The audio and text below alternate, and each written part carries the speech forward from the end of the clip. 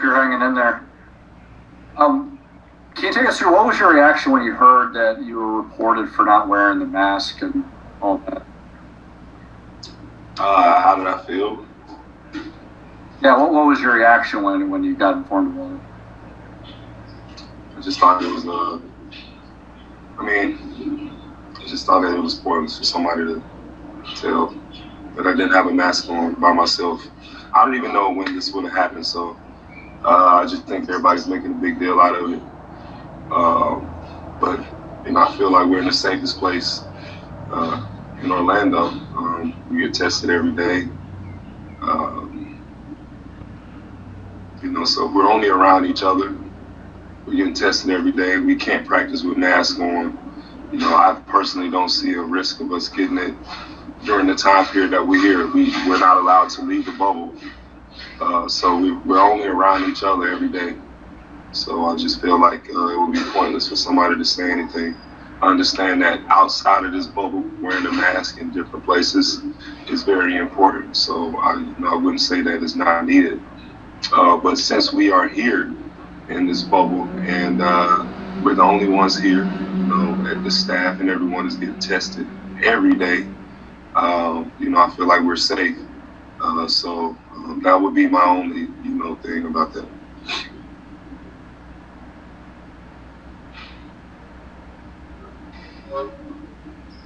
Hey, Dwight, can you hear me? Mm-hmm. Hey, Mike Trudell here. Dwight, just wanted to check in and see how things were with the family, with the kids at home. I know that was part of the focus and what you were talking about in making your decision, and how you've been able to kind of stay in touch and keep focused on basketball while still maintaining that connection with the family. I wish that our kids, our families could be here with us. I understand the safety protocol. It's extremely difficult to be here, basically along with our families and our kids. So that is a difficult part, but we got to stay focused. Can't complain. Got to stay locked in on what the mission is. Besides the mission of basketball, we still want to continue to keep up with the awareness of what's going on outside of the bubble. There's things that have been happening that we still need to discuss. Breonna Taylor, the people who did the heinous incident against her, they're still free. They're out there living their best life. And I think instead of worrying about if I have my mask on or not, I think that's something that we should be discussing. Why haven't these people been brought in? Why haven't they been charged with anything or even arrested, for what they've done? So instead of the topics being about, who's not wearing a mask in the bubble, who was at the DJ party, who wasn't, all these things seem entertaining, but we're not going to forget about what's going on around our world. Those cops, one of the cops just posted a picture of himself at the beach. How could you have a conscience? You killed somebody, and you're out at the beach with women. You killed a woman, you're out at the beach with some more women, having a good old time. That's not right. There's families out there mourning, white and black, who've been killed by cops, been killed through different things. And, the topic of discussion is who doesn't have a mask on, and people snitching. So let's not forget why we're here. We're going to use our platform to discuss the things that we want to talk about, not the entertainment of masks and who's not wearing it. But I do appreciate people wanting to know. But that is something that has still been on my mind. Despite us being here, what's going on in our world around us, we're not going to allow anything to distract us from, the topics that need to be discussed. Anya? Hey, Dwight. I'm curious, did you ever get to meet John Lewis? And what came to mind when you heard that he died last night? I want to say that I have. met him a couple times. But at the same time, I want to send out my condolences to his family, and everyone was affected by his loss. There's a time and a place for everything.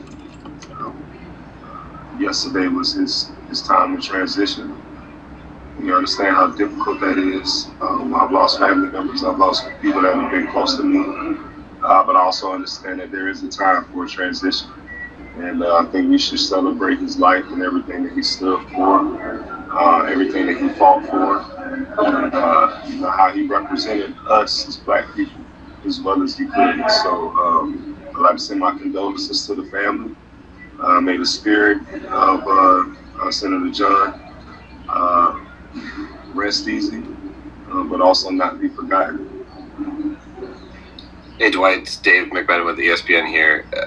I wanted to ask you about ESPN. I wanted to ask you about the Breathe Again initiative and how you're going to earmark the rest of your salary. What initiatives, what programs, what can we see from you in that realm? Well, right now we're working on a program for the inner city kids of Atlanta to teach them financial literacy. Not just the kids, but also their parents. Done a lot of research and find out there are a lot of young parents out here who have not been guided in the right direction. So one of the things that we want to help is financial literacy. So those are some of the classes that we're going to be funding to teach these kids and also their parents about financial literacy. That is something that has been missing in the Black community. We want to make sure that we push that in the forefront. We also want to, during this time, we're going to use this money to help. I have a farm, 800-acre farm, so I want to teach these kids about agriculture. How to use the different utensils on the farm, how to grow, plant, cultivate these different seeds and stuff like that. At my house, this summer, I spent some time teaching my kids how to, to do a lot of different things, and we want to take that same concept and use it with these kids in the inner city. We also are going to be teaching the laws and the rights and the history of Black people to these kids, and we have guys from each specific field as far as the financial literacy, agriculture, law, rights, and history that we're going to be using to teach these kids about those three things. And I think that is a start.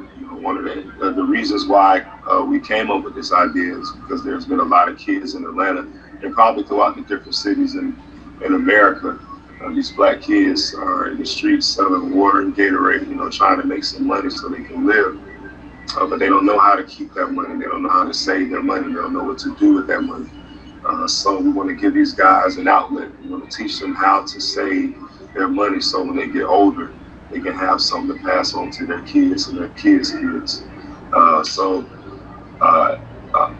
One of the kids that was actually out selling water a couple weeks ago before we got down here for the bubble, he got shot by another one of the kids trying to sell water.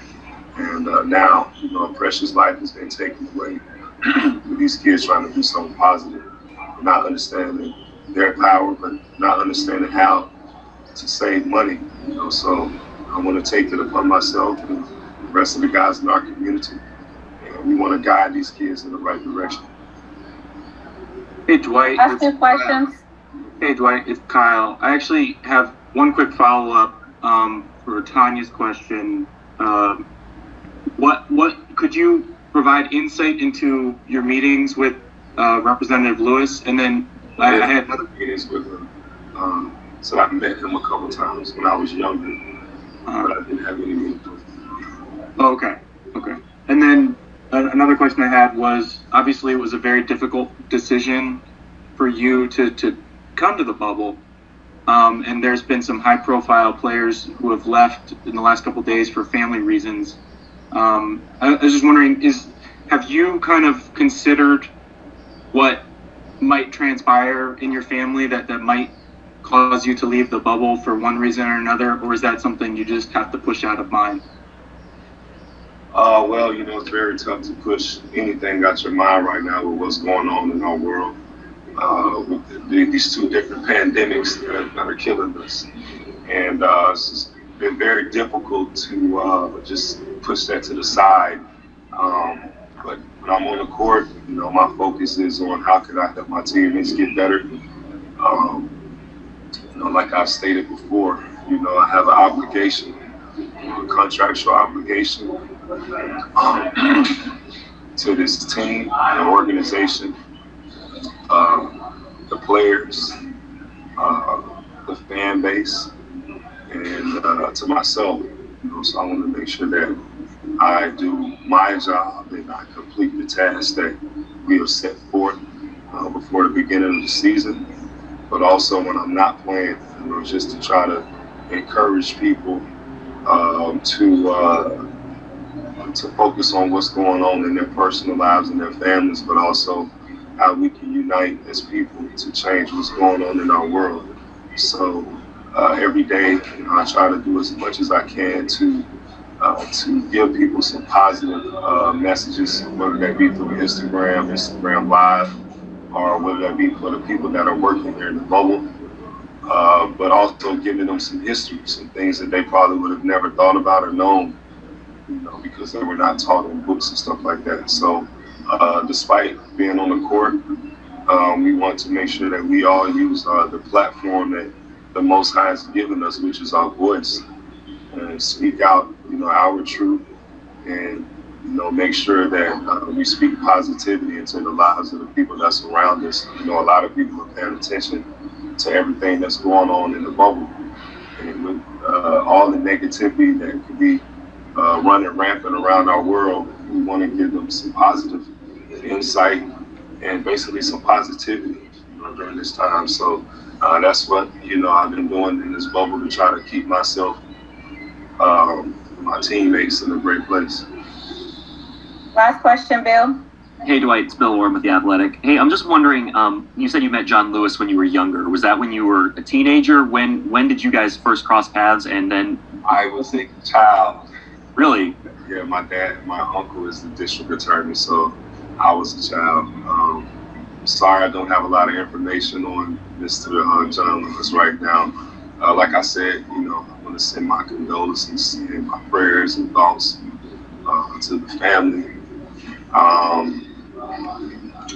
And like I said, may his spirit rest in peace, and his voice and all the things he stood for never be forgotten. All right, thanks, Dwight, for your time. Have a good day. Have a great day. Be safe.